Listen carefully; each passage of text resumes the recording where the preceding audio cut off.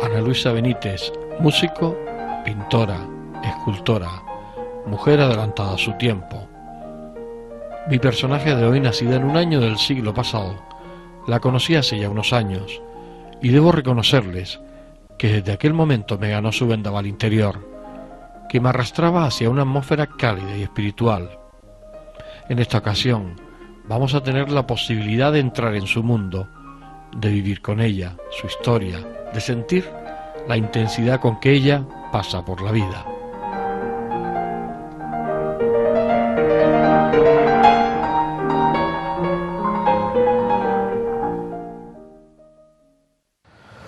Ana, ¿cómo fue tu infancia? ¿Cómo fue? ¿Cómo tú nacías en la calle Bravo Murillo? Sí. Una calle simbólica, el Camino Nuevo. El Camino Nuevo. Porque era el único camino que había cuando se venía del campo, ¿no? Ah, era por eso. Digo yo, porque... Yo pensé que era la última casa de Vegueta, o sea, de Las Palmas. Después empezaron las plataneras, ¿te acuerdas? Todo sí. Por ahí, por el Capitol. Pensé que por eso se llamaba Nuevo, porque fue el último... No lo sé, no lo sé. Nací allí, no lo sé. Y me imagino que tu infancia, ¿cómo fue? ¿Fue feliz? ¿Fue tranquila? ¿Se vivió...? Pues claro, uno nace y lo que tiene alrededor le parece que es lo normal, ¿no? Entonces, para mí era todo normal, éramos 4 hermanos y pues mi padre nos puso a los 4 en clase de piano, por ejemplo, que siempre fue mi pasión. Así que mi padre tocaba muy bien el piano y yo me dormía oyéndolo. Pero él no se dedicaba a la música. No, él era aparejador y aparte de eso trabajaba en la Junta de Obras del Puerto. Entonces a mí me encantaba verlo tocar. Yo me dormía, muchas noches me ponía yo a llorar. De niña pequeñita lloraba escuchándolo tocar el piano, pero yo curioso sin saber por qué lloraba. Sin saber por qué lloraba. Te daba sentimiento escucharlo. Sí. Y en fin, pues éramos, ya digo, 4 hermanos.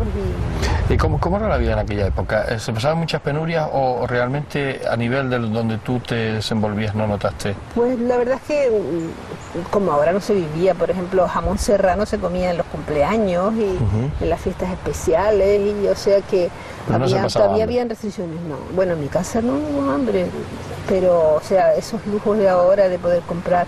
Yo me acuerdo la primera vez que yo comí una fresa, y yo no sabía lo que eran fresas.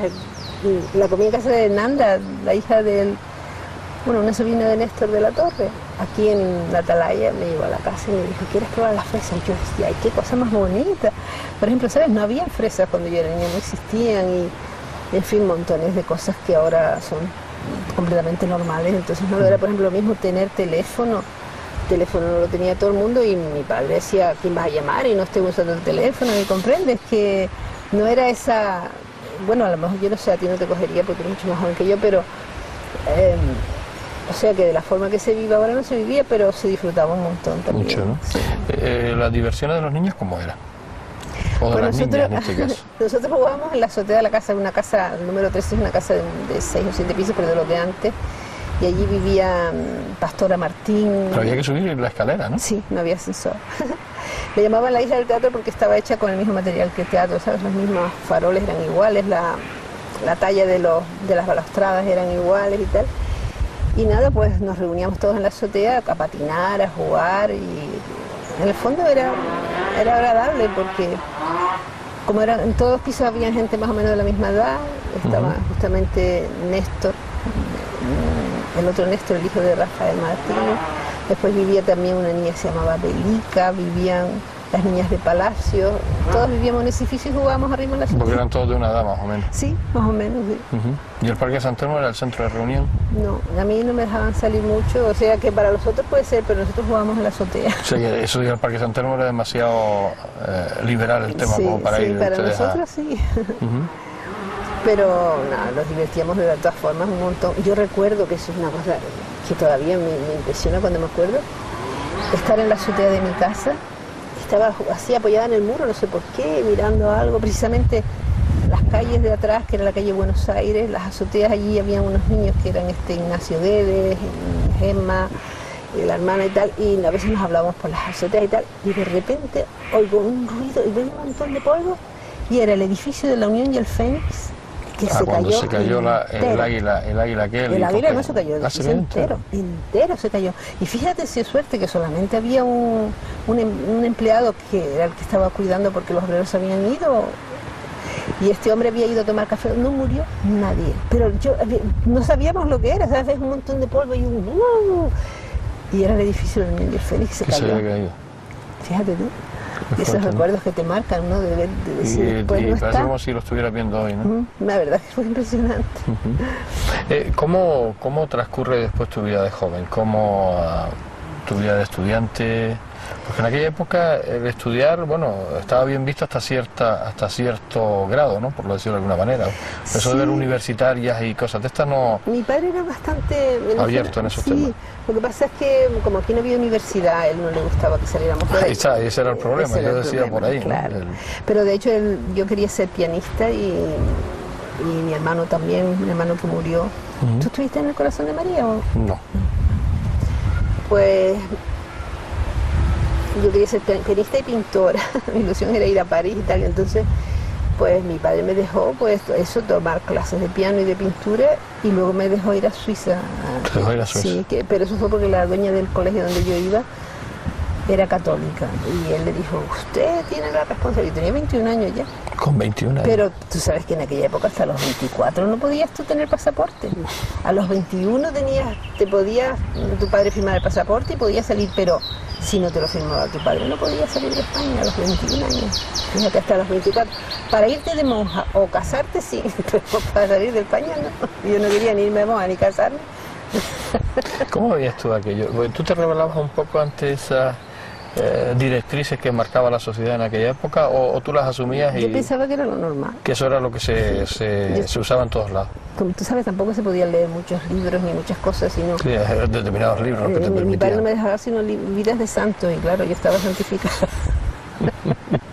Leyendo vida de mártires y santos, francamente yo no tenía vocación de santa, pero yo quería ir a París. Las vidas ejemplares que se leían en aquella época, ¿no? De San Martín de Porres inclusive. Cuando llegas a Suiza, Ana, ¿cómo ves tú aquello? ¿Cómo ves la historia en Suiza? Era diferente aquí, ¿no? La verdad es que una cosa que me ha hecho pensar mucho, cuando yo llegué a Suiza lo más que me extrañaba era ver que todo el mundo tenía cara de mal humor. Todo el mundo estaba enfadado. Yo decía, pero ¿por qué está todo el mundo como enfadado y de mal humor? Yo venía de una Canaria, donde sabes cómo era aquello entonces, todo el mundo, sí, bueno, y todo siempre mañana, y risueño y agradable. De repente llegas allí todo el mundo de mal humor y todo. Una vez quise tomar clases de tenis y yo me reí y me dijeron, cuando se está tomando clases de tenis no se puede reír. Digo, pues entonces no aprendo tenis. Pues así, entonces, ahora, un día estaba yo por la calle Mesa y López y empiezo a mirar a la gente y digo, pues si tiene la misma cara que los suizos. ¿Qué Suiza? Es la cara del bienestar, que debería ser al revés. Pues tú ves esas películas, por ejemplo, esos anuncios que te ponen en la tele de Costa Rica, de Puerto Rico, déjame, no te pongas nervioso, no sé qué. Eso, Canarias era así. Entonces, el progreso te trae lo otro, que es lógico, ¿no? Que tiempo es lo más importante. Entonces, cuando ya tienes un nivel así de tanto hacer, ya no tienes tiempo y ya no eres simpático. Ya dejas de ser simpático, sí. Yo lo he pensado muchas veces, mira, ¿por qué la gente es antipática, por ejemplo, en Suiza? Yo he pensado, imagínate tú que tú tengas aquí tu casa, que hoy pasa un señor y te diga buenos días, pasan 2, buenos días, tú no sabes, pasan 3, pero el día que pasan 300 ya tú dices, voy a decir, 300 voy a decirle buenos días, te vas para adentro porque no tienes ganas de usar 300 veces la palabra buenos días. Claro. Entonces eso es lo que yo pienso que pasó en Suiza, que tú sabes que el turismo de los tuberculosos y de la salud y todo eso, que fue en los años, a principios del siglo de 1900, ¿no? Pues y antes, ¿no? Entonces los suizos al principio seguramente que eran tan amables como éramos nosotros, pero después de tanto ver gente que tenían que ser simpáticos del mundo, dejaron de serlo, y los canarios está pasando lo mismo. Tú ves los camareros como tratan a la gente muchas veces en el sur, que digo, si yo fuera un extranjero, yo no venía aquí, se trata como si estuvieran haciendo un favor, y toda esa simpatía y esa cosa que teníamos antes se ha perdido. Se ha perdido, ¿verdad? Yo lo achaco al tiempo, pero... Sí, pues además hoy seguramente estas islas no se diferencian nada de cualquier ciudad española, europea, en cuanto, sobre todo Las Palmas, en cuanto a tráfico, en cuanto a gente, en cuanto a prisa, en cuanto a que uno se descuide y se lo llevan por delante. Y yo recuerdo que antes, ¿no?, se caía alguien en la calle y se montaba un número, todo el mundo. Verdad. Ahora se cae y la gente sigue pasando y ni se acerca, por si acaso le vaya a complicar la vida. Sí, es verdad, es verdad. Pero yo no encuentro que eso sea tan terrible, ¿sabes? Yo creo que todas las cosas tienen la parte buena y la mala, y las dos son extremas, ¿no? Yo siempre lo digo, si tú subes una montaña de 3.000 metros, empinada así, después la tienes que bajar. O sea, son los 3.000 metros que subiste. Entonces la vida es así. Si una cosa tiene estas ventajas, pues también tiene las desventajas. Yo lo comparo con el sol o con un cuadro. Si tú pintas un cuadro y solamente pones un tono claro y no pones una sombra, hablando de cuadro naturalmente realista, tienes que poner oscuros para que haya sombra, precisamente para que la luz luzca más. Yo creo que la vida es así.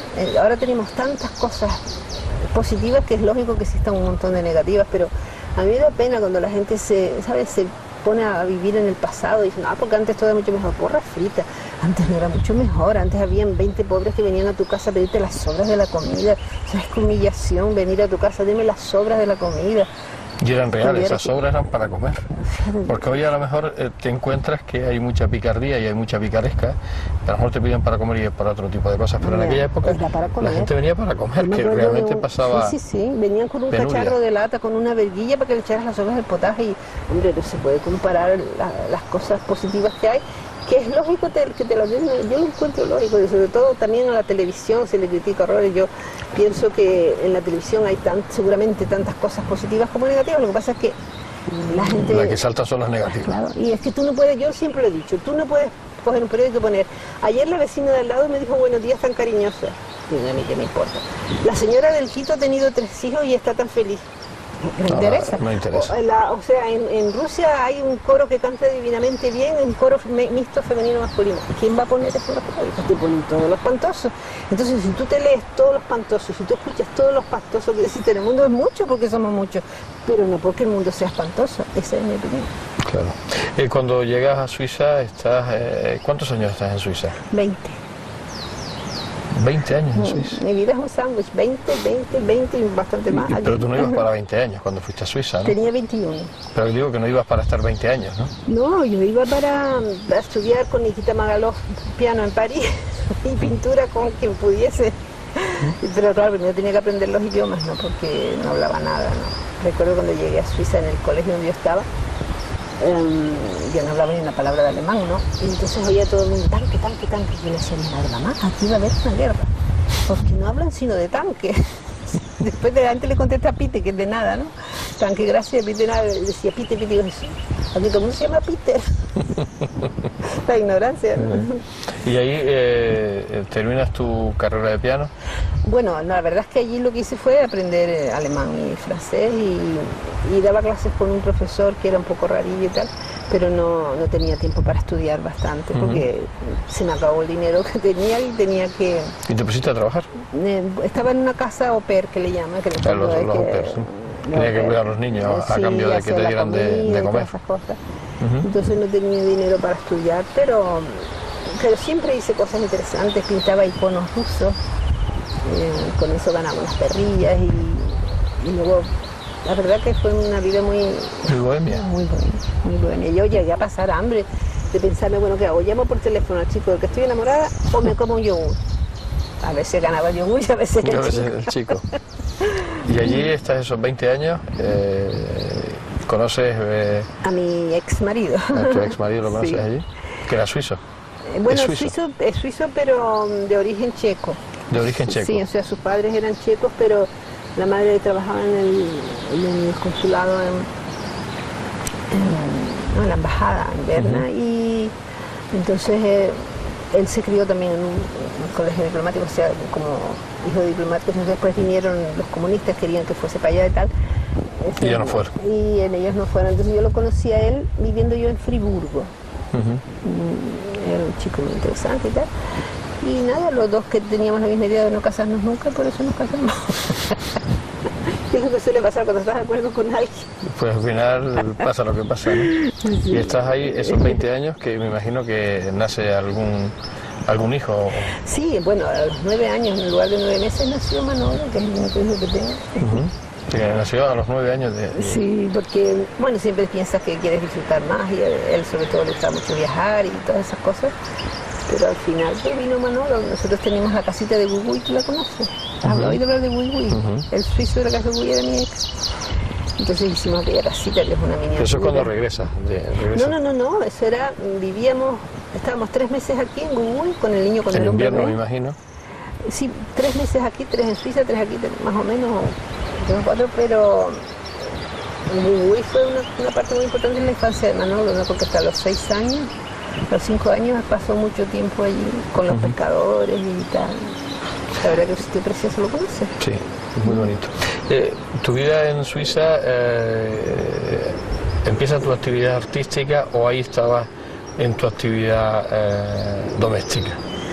No, la verdad es que yo siempre, el piano por ejemplo lo he tocado siempre, aunque ahora no se nota porque llevo un montón de meses sin tocar, pero siempre hacía cosas, incluso yo recuerdo que mi suegra me lo criticaba, la pobre, porque yo no tenía muebles, no tenía nada, mi marido estaba preparando el doctorado, no teníamos mucho dinero, pero yo siempre tuve una persona que me ayudara en la casa, porque decía, si yo gano 50 francos dando clases de piano, y la señora que me limpia me cobra 12, ¿por qué voy a ponerme yo a limpiar?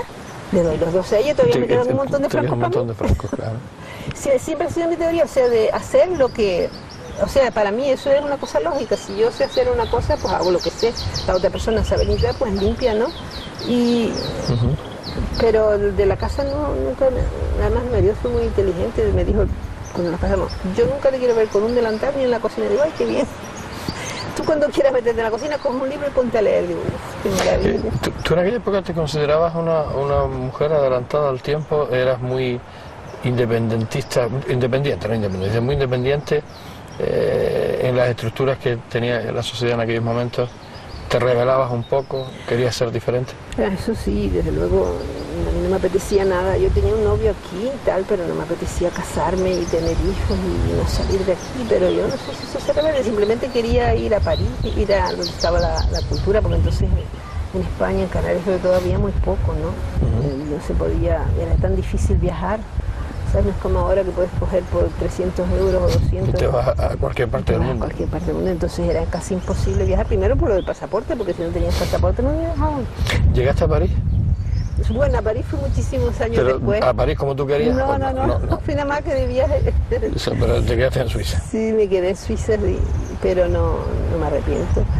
Recuerdo que cuando estaba en Friburgo, que no tenía dinero ninguno, entonces... ¿Saben? Ya mis padres no me mandaban y yo tampoco podía trabajar porque tenía pasaporte de estudiante. Entonces un día le pregunto a un amigo italiano que era un artista italiano, mira qué podía yo hacer para ganar. Y le dice, pues pinta iconos rusos. Digo, ¿yo sé qué es? Yo no sé lo que era un icono. Me explicó mientras iba al play, me iba explicando, tú coges esto, vete poniendo, coges una madera vieja, le pones esto blanco de España con coleta. Y así después me dediqué a pintar santos, como yo dije. ¿Y se vendía? Bueno, la primera vez fue curioso porque en Friburgo hay una librería, había por lo menos, que se llamaba San Pablo, que estaba regida por monjas.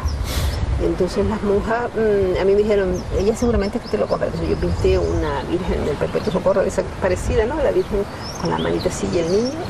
Y me voy a la monjita y le digo, mire, quisiera vender esto y tal, que lo hago yo. Y dice, ¿cuánto quiere? Digo, 20 francos, yo con una vergüenza, ¿verdad? Porque yo era muy tímida y todas esas cosas. Dice, 20 francos, usted está loca. Digo, no, perdone, yo es que pensé que tal. Espere un momento, yo toda, mira, fatal.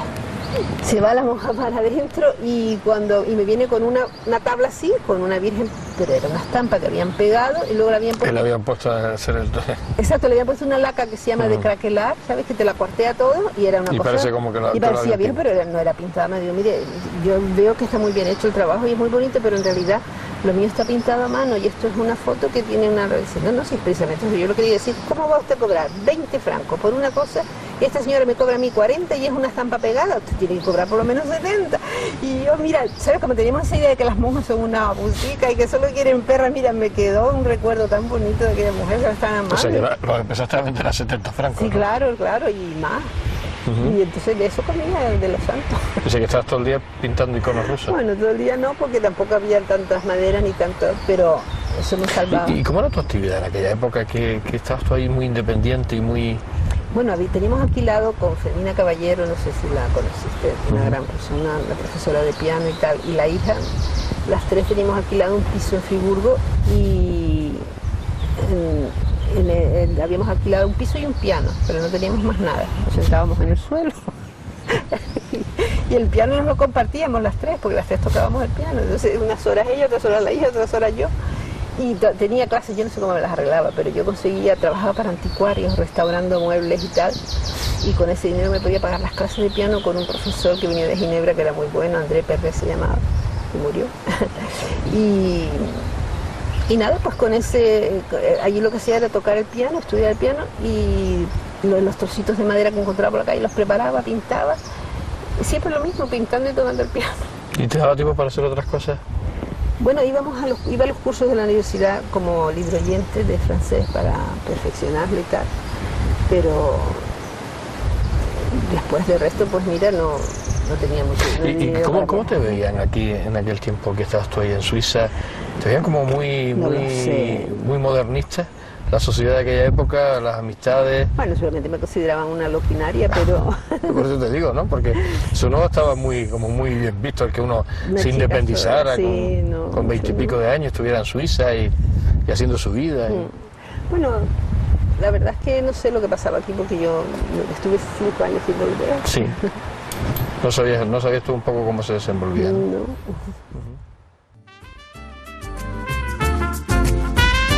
Ahorrador de electricidad Staminar. Tras muchos años de implantación en Canarias, les ofrecemos la posibilidad de ahorrar de un 10 hasta un 35% del consumo de su factura de electricidad. Tenemos un ahorrador que se adapta a sus necesidades, sea cual sea su tipo de negocio o industria. Muchos ahorradores puede encontrar en el mercado, pero solo Staminar ha demostrado su eficacia. No deje que los gastos abusivos de electricidad afecte su economía de negocio. Pídanos presupuesto sin compromiso al 921-481-249. Ahorrador de energía Staminar, la solución a sus problemas de exceso de consumo. Ahorre de un 10 hasta un 35% de su factura de electricidad.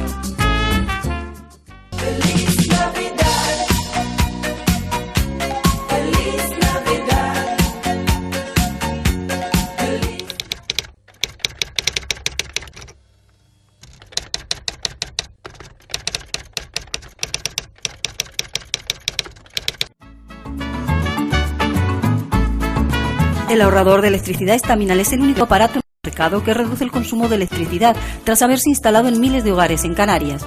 No deje que su factura de electricidad afecte su economía familiar. El ahorrador Staminar le garantiza una reducción de un 10 hasta un 35% de su recibo de luz.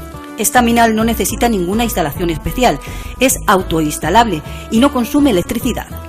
Diga basta al excesivo consumo de electricidad y llámenos al 928-481-249. Reduzca hasta un 35% de su factura de electricidad. Staminar, su seguro de ahorro.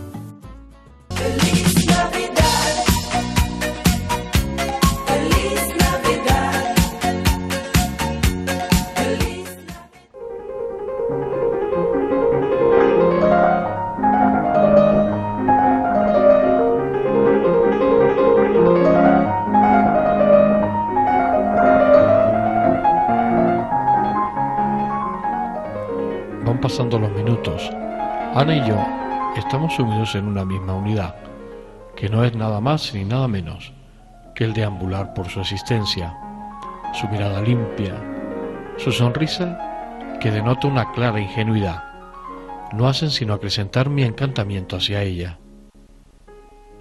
Mi papel de entrevistador seguramente sobraría en este programa. Las palabras fluyen a través de ella como una fuente sin fin.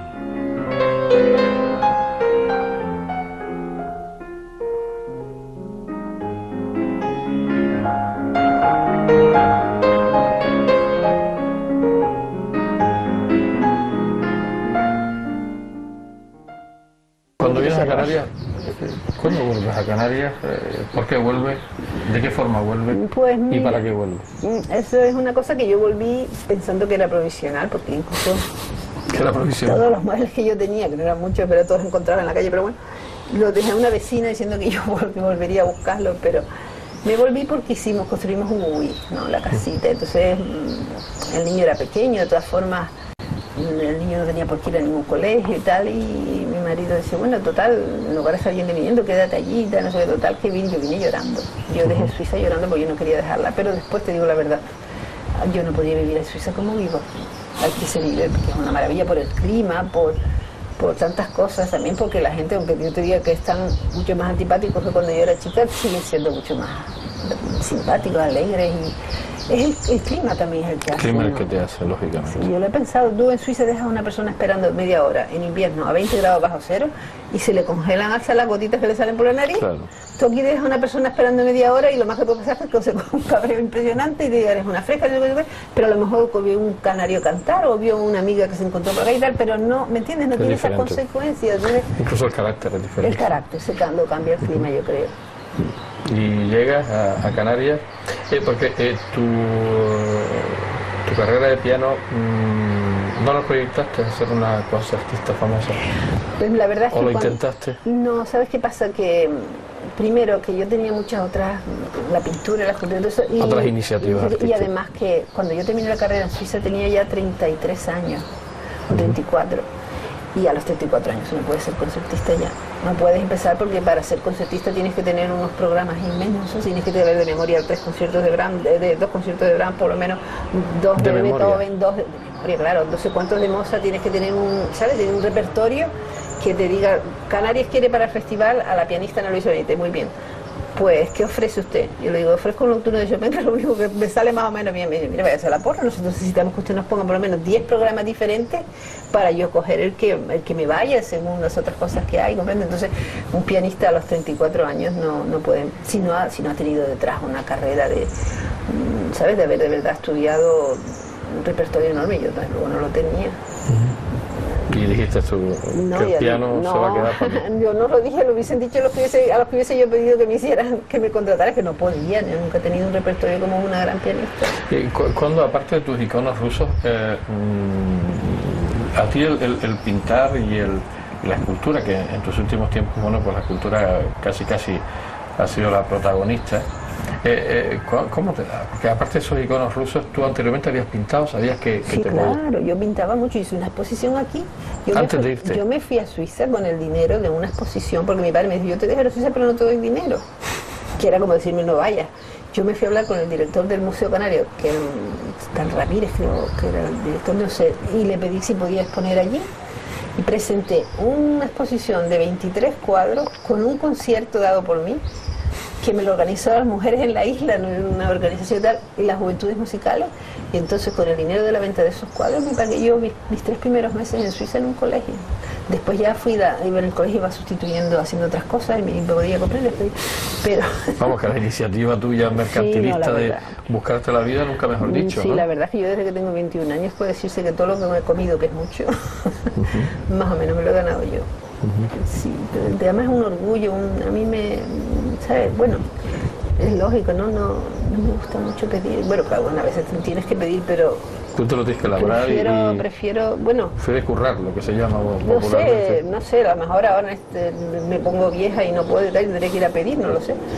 Pero por el momento, pues, así me ha ido.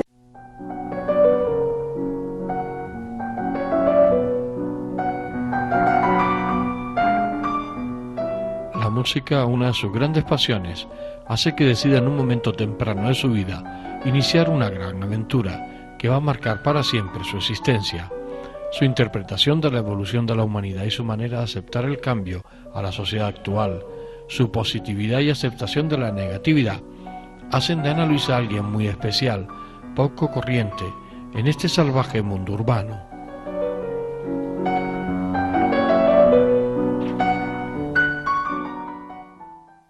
Ana, tu etapa en Canarias, tú vuelves a tu pesar, pero de repente te encuentras con tu isla, te encuentras con tu mar, te encuentras con tu clima, te encuentras con tu gente. Había cambiado mucho cuando tú regresas a lo que tú te habías ido, ¿no? Había cambiado la sociedad, había cambiado todo, ¿no? Es verdad. Bueno, yo había venido, los inviernos veníamos y tal, pero sí, la verdad es que fue un poco eso, ver lo que había pasado hacía 20 años en Suiza, ver que empezaba a pasar aquí lo mismo, comprende un poco las mismas formas de enfocar, por ejemplo, las casas, la gente empezaba ya a tener las mismas comodidades, las mismas modas o sea, era como repetir otra vez el choque que me dio llegar a Suiza, verlo aquí, ya no como choque, sino como una evolución que es lógica probablemente, que cada 20 años el mundo va rodando y lo que pasa en un sitio, esos 20 años va pasando. Dentro de 20 años China será como era Canarias hace, pues a lo mejor ahora, no lo sé. Pero que, en fin, después claro, te pones aquí, empiezan a venirte los amigos, la gente que tú conocías, los parientes, y ya te vas haciendo más a ese calor. Te integras, ¿no? Sí, que ese calor que no tenías allá, porque allá en realidad, sí, algunos amigos, pero los suizos, cuando son amigos no son de verdad, pero es difícil hacer amistad. Yo pienso que aquí eres un poco también lo mismo, ¿no? Está pareciéndose también, claro. Sí. Aquí la gente va más a lo suyo, se está volviendo el clima impersonal que se llama, y mucha gente ya ni se conoce, ¿no? Y ya los viven en el mismo edificio y ni se conocen. Eso se criticaba horror cuando yo llegué. Yo recuerdo una vez leer en el periódico eso que tú contabas antes, de una señora que se había desmayado en la estación y que nadie la socorrió, todo el mundo huyendo para no... Pero claro, también es que después te pones a pensar, o sea, como te decía, que todo tiene dos caras, que después la policía a lo mejor te inculpa de haber tú, ¿verdad?, hecho ser tú el causante de ese accidente. Mucha gente tiene miedo a eso, ¿no? Entonces, claro, son las dos caras otra vez de la moneda. Tu iniciativa artística aquí crece, aumenta, te dedicas profesionalmente o totalmente a la escultura, a la pintura. Sí, bueno, al principio daba clases a niños del colegio alemán, porque como tenía el título de profesora en alemán y tal, y tenía dos o tres alumnos del colegio alemán, pero dar clases es algo muy fuerte, ¿sabes? Te chupa toda la energía. Un alumno, sobre todo clases privadas, bueno, me imagino que las colectivas son todavía peores, pero dar clases es horroroso. Bueno, cuando tengas vocación, quiero decirte que no es que sea horroroso en el sentido de que sea feo hacerlo, pero que si quieres, aparte de dar clases, toda tu intensidad, exacto, lógicamente. Te chupa toda la fuerza, después cuando vas a hacer algo no te queda, porque no me quedaba, entonces preferí dejarlo de las clases y dedicarme más pues eso, a pintar. Hice una exposición, que fue una exposición relámpago que hice en el hotel Reina Isabel, y la verdad es que fue una exposición que tenía que durar 15 días, pero la dueña del hotel decidió poner unas palmeras, tuve que quitar mi exposición en 7 días, pero lo vendí todo. ¿Dónde estaban 7 días? Era increíble, era una exposición que había preparado en Salzburgo, eran todas las afueras de Salzburgo, todo, es que es tan bonita la ciudad, ¿no? Y la verdad es que sí, que fue un éxito. Bueno, esa no fue la primera que hice después de volver, pero quiero decirte que funcionó. Que funcionó. ¿Y eso te animó un poco a seguir? Sí, la verdad es que sí. Porque más que el tema económico, yo me imagino también que el que adquiere algo, a ti a nivel personal te enorgullece, ¿no? Mira, el que quiera tener una obra tuya, ¿no? Exactamente, que una persona venga y te diga, yo me gasto más del sueldo de un mes en una obra tuya, eso a mí a veces que me da hasta vergüenza, me da pena, pero por otro lado pienso, bueno, también es que se lo gastan en un traje de Gucci o de no sé quién, y cada uno tiene y que si no le pagan ese dineral no le dan ese valor, que es lo triste, porque tú regalas una cosa. Y yo me acuerdo cuando daba clases de piano tenía solamente 2 alumnas que le daba clases gratis en Suiza. Una era hija de uno que era el chofer de la locomotora y no sé qué, y la otra porque era hija de una persona que tampoco tenía medios. Las 2 únicas alumnas que no me estudiaban, que venían cuando les daba la gana, que no me hacían caso, eran ellas. Las que no pagaban. Fíjate tú, qué triste, ¿no? Qué triste. Claro, también tuve la mala suerte de no dar con alguien con verdadera vocación, ¿no? Pero es que es así, tú regalas una obra de arte y la gente no le da valor ninguno. Si te pagan $500,000 por ella, esto me costó $500,000. Ya la tiene y es así, y ya tiene un valor porque le costó. Entonces, ¿qué es lo que te costó lo que vale? Bueno, es así, ¿no? Puede ser que me equivoque, pero la mayoría de las veces es así. Y ahí sí transcurre tu vida, una vida placentera. ¿Una vida tranquila? Bueno, de todo, porque no te creas tú que es fácil vivir del arte, o sea, no es nada fácil, pero lo que pasa es que unos días puedes comer papas, otros días puedes comer papas con jamón, y otros días no no comes nada y adelgazas un pico que te viene muy bien. Sí, porque te habías comido las papas con jamón anteriormente. Ya te habías comido, exacto, ya tienes el recuerdo de la mamá. Pero bueno, quiero decirte que ahora ese ya no es mi caso, pero también, ¿sabes? Hay momentos más duros, momentos más difíciles, en fin. Y ahora en esta última etapa, Ana, artísticamente estás en tu mejor momento. Personalmente, ¿cómo estás?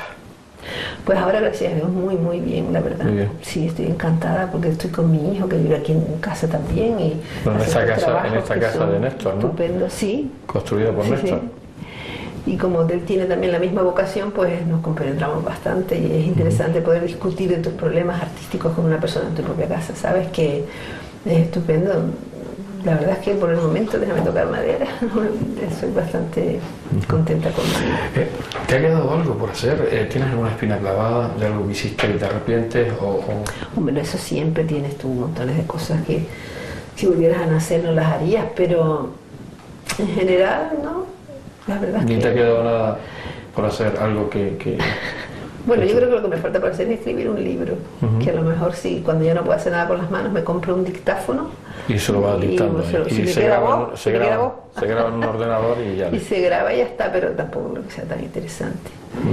Lo que pasa es que la vida en sí es un libro que te va dando lecciones que tú ni te esperas a veces, pero en fin, es así. Sí, ¿no? Y ahora, bueno, tu actividad, tu iniciativa, tanto artística como personal, no para, ¿no? Porque a mí me imagino que siempre estás metida en muchos follones, ¿no? Sí, me imagino que a ti te pasará lo mismo. Pues sí, la verdad es que a mí me gusta crear, lo que sea, pero crear. Sea un plato de cocina, incluso también se puede crear, aunque es lo menos que me gusta, pero... Sí, eso te iba a decir, ¿no? Las tareas domésticas como que no... Pero, aunque sí. bueno, está ahí también la creatividad en la cocina. Desde luego, y además hay gente que de verdad son artistas en las cosas que hacen, pero si yo no estoy creando algo no soy feliz, sea lo que sea, yo qué sé, a veces pues, no sé, cambiar los muebles de sitio, o si ya no sé, es una forma de viajar, ¿no? El crear, digo yo. Creas lo que no puedes ver pasivamente viajando, pues te lo haces tú misma, digo yo. Yo tengo una amiga que tiene todos los muebles de cemento construidos en su casa y dice, ¡ay, qué horror! Pensar que nunca puedo coger el piano y ponerlo allí, ni la cama y ponerla allá, sino siempre allí. Eso me da una angustia porque, no sé, bueno, cada uno tiene sus historias, pero a mí la cosa esa del cambio me va mucho. ¿Y has pensado en hacer alguna nueva faceta? ¿Meterte en algún, aparte de lo de escribir el libro, algo diferente a lo que tú estás haciendo ahora, o se te ha ocurrido? Bueno, me hubiese gustado poder trabajar con materiales nuevos, todas estas cosas de poliéster, de resines, pero ya no puedo. ¿Sabes? Son materiales que son muy tóxicos y incluso estuve una vez en Suiza trabajando, como si éramos tallando poliuretano, ¿no? Pero se me pusieron los ojos así. Son materiales muy tóxicos y mi hijo trabaja cosas de esas y cuando, por ejemplo, el mural grande que tengo fuera, yo lo hice en barro, ¿no? Lo modelé. Luego mi hijo me hizo el negativo, luego el positivo con resinas y fibras. Eso es, te huele hasta no sé cuántos metros de la casa pero son materiales como ese pequeño mural que tengo ahí también. Eso está hecho con resina y fibra. Pero ya no me puedo meter con eso porque... Que no es una cosa que... La salud ya tienes que tener más cuidado porque es más difícil reponer las cosas a esta edad que cuando eres joven, digo yo, no sé. Bueno, tú te sientes joven todavía, ¿no? Ay, no, sí, la verdad, bueno, como todo el mundo, yo creo que los espejos son los que nos hacen ver que somos mayores, pero tú te lo crees cuando te ves en el espejo, ¿no? Creo que... Pues, o tu espíritu no deja creer. Tengo muchos espejos en mi casa, por desgracia. No, bueno, yo lo que veo es que nada, que... La parte exterior se ha ido estropeando y tal, pero interiormente yo... ¿Sigue siendo la misma que a los 21 años sí, se fue de aquí? Yo pienso que sí. Que eres lo mismo, ¿no te pasa lo mismo? Sí, pero además el caso es que yo cuando me veo en el espejo, yo me veo de otra forma a lo que realmente el resto me ve, debe ser, porque yo me veo muy bien, ¿no? Y claro, a lo mejor la gente fuera no me ve tan bien como yo me veo en el espejo, pero yo creo que es el mismo espíritu que uno tiene que hace que te veas de forma diferente al resto, ¿no? No, yo también te veo muy bien, o sea que tu espejo no te engaña, el mío sí. No, yo creo que tampoco. No, bueno, quiero decirte que claro que el cuerpo se va envejeciendo y tal, pero sabes, tienes mucho menos problemas, de cierto modo. Cuando yo empiezo a pensar con 20 años que si tenía la nariz grande, que si las orejas, que si el cuerpo, que si la cintura, es un rollo. Ahora tú dices, todo eso, esto es lo que hay. Eso es lo que hay, y lo que importa es lo otro, ¿no? Entonces te vas concentrando más en lo que de verdad es importante, ¿no?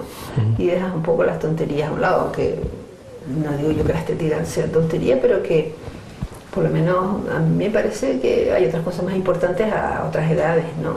Que con 20 años te preocupe tu cintura y tu nariz es lógico, pero ya con los 60 y tan largos que yo tengo, pues no debería ser. Después de tu vuelta a Canarias, ¿has vuelto a Suiza? Sí, tengo amigos allí. ¿Y qué vas a hacer probablemente? Me quedo en casa de estos amigos. Sí, bueno, poco he ido, pero sí voy porque además en Zurich, ¿sabes? De los 20 a los 40 son los años más, muchos años, claro, más conscientes, como si dijéramos, ¿no? De tu vida, consciente y con fuerza, ¿no? Entonces, yo en Zurich me siento tan bien, ¿sabes? Cuando voy caminando. Pero claro, reconozco que ahora, por ejemplo, un invierno entero en Suiza... no se te ha perdido nada allí.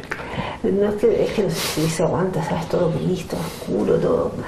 Bueno, si tuviera un buen atelier, un buen estudio con mucha iluminación, no me enteraría que de noche fuera. Pero... Sí, claro, porque no saldría trabajando con lo tuyo, claro. Pero lo que pasa es que en Suiza todo eso es carísimo.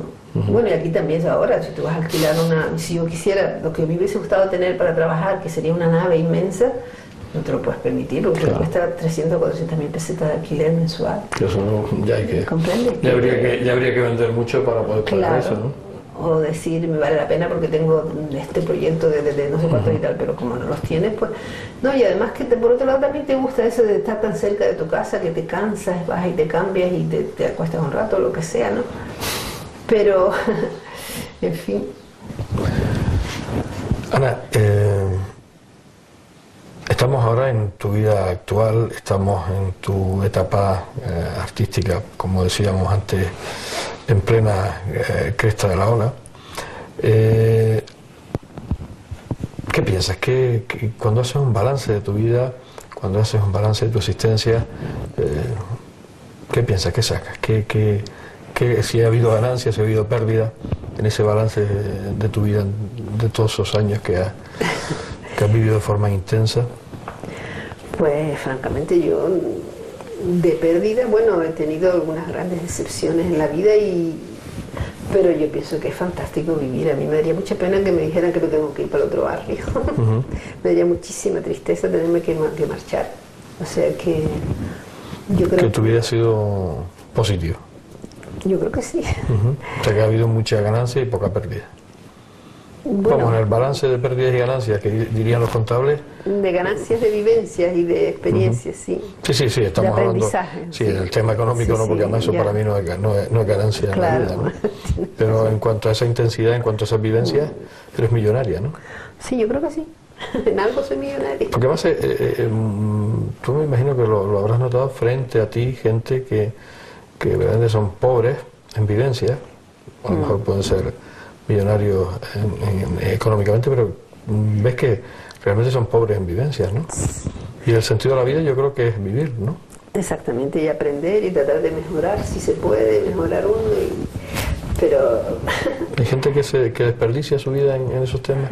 Yo creo que mucha culpa también la tienen los malos ejemplos que se ven en las películas, la gente siempre con los vasos de whisky, los vasos de alcohol, y el alcohol pienso yo que ha hecho mucho daño. Es una droga socialmente permitida, sí, ¿no? Y que en las familias puede hacer desastres.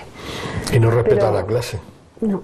Y el caso es eso, que claro, pues, tú por ejemplo ves un señor que no era nadie, que no tenía un céntimo, se hace riquísimo, y como le falta el bagaje del aprendizaje ese que se tiene cuando tienes unos padres o cuando que poco a poco te van metiendo que mira, es interesante leer porque si lees te enriqueces, mira, es interesante que hagas cosas porque lo que tú haces lo que tú creas y lo que tú vives no te lo puedes comprar nunca con dinero. Entonces como no han tenido eso, de repente se ven con un montón de dinero y lo único que pueden hacer es como los monos, imitar, pues comprarse una casa con una piscina enorme, tener el coche más caro del mundo, ¿verdad? Pero como les falta lo que es el disfrutar de verdad de las cosas por ir poco a poco, ¿no? Por ejemplo, eso mismo, ir poco a poco consiguiendo algo, sino que lo consiguen todo, ¡pah! Se emborrachan y el alcohol, quieren con el alcohol tapar cosas que Por esa falta de evidencia, a lo mejor, ¿no? Yo muchas veces tengo una amiga que decía, yo no entiendo a esta persona que tiene tanto tiempo, tiene tanto dinero, ¿por qué no se busca el mejor profesor que hay para lo que sea? Si le gusta, pues yo qué sé, si le gusta la mecánica, pues el mejor profesor de mecánica, que sea con título de mecánica, que estudie tal y igual, con un profesor al lado todo el día, o ¿me entiendes? O, no, estas personas, bueno, muchas personas es que no cogen el dinero y se lo dedican en beber y la forma de vida no, por la forma de vida a lo mejor le están así acostumbrados, o sea, las directrices que le dieron o no le dieron directrices, eso hace que después al final, pues bueno, pues lo empleen en otras cosas, ¿no? Yo pienso que como es imitando, las imitaciones siempre son malas, entonces mucha gente quiere imitar. Recuerdo que ellos tienen de un hombre rico en su juventud, no en su niñez. Un hombre rico era el que tenía un Cadillac, que tenía ¿comprendes? El que tenía una piscina, y no se dan cuenta de que seguramente que había gente espantosa, pero que normalmente las personas que tenían estas cosas habían tenido unos estudios, a través de esos estudios habían conseguido esto y poco a poco se habían comprado una casa, poco a poco habían ido mejorando. Es mi idea, que a lo mejor me equivoco. Y entonces todo ese llegar, lo que decía este hombre, ¿no? Caminante no hay camino, se hace camino al andar. Si tú no tienes un camino que andar, sino que te desplazas, es como desplazarte, te desplazas de pobre a rico, te desplazas y entonces te falta el poco a poco, ¿sabes? Se hace camino al andar. ¡Feliz Navidad! ¡Feliz Navidad!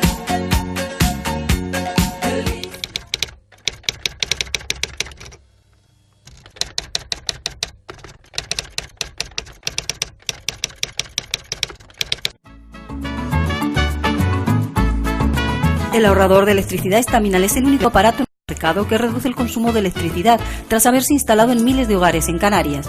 No deje que su factura de electricidad afecte su economía familiar. El ahorrador Estaminal le garantiza una reducción de un 10 hasta un 35% de su recibo de luz. Estaminal no necesita ninguna instalación especial, es autoinstalable y no consume electricidad. Diga basta al excesivo consumo de electricidad y llámenos al 928-481-249. Reduzca hasta un 35% de su factura de electricidad. Estaminal, su seguro de ahorro. ¡Feliz Navidad! ¡Feliz Navidad! ¡Feliz Navidad! Ahorrador de electricidad Estaminal. Tras muchos años de implantación en Canarias, les ofrecemos la posibilidad de ahorrar de un 10 hasta un 35% del consumo de su factura de electricidad. Tenemos un ahorrador que se adapta a sus necesidades, sea cual sea su tipo de negocio o industria. Muchos ahorradores puede encontrar en el mercado, pero solo Estaminal ha demostrado su eficacia. No deje que los gastos abusivos de electricidad afecten su economía de negocio. Pídanos presupuesto sin compromiso al 928-481-249. Ahorrador de energía Estaminal, la solución a sus problemas de exceso de consumo. Ahorre de un 10 hasta un 35% de su factura de electricidad.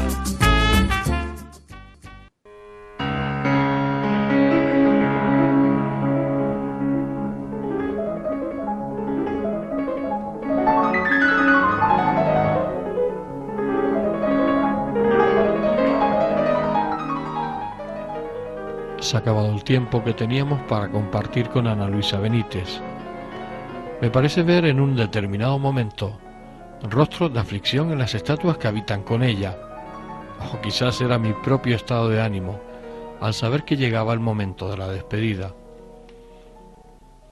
Gracias, Ana, por dejarme compartir contigo estos casi 60 minutos de paz, de llevarme de tu mano a esos entresijos de las relaciones humanas y permitir a los telespectadores ser partícipes conmigo de ese singular mundo en el que tú vives.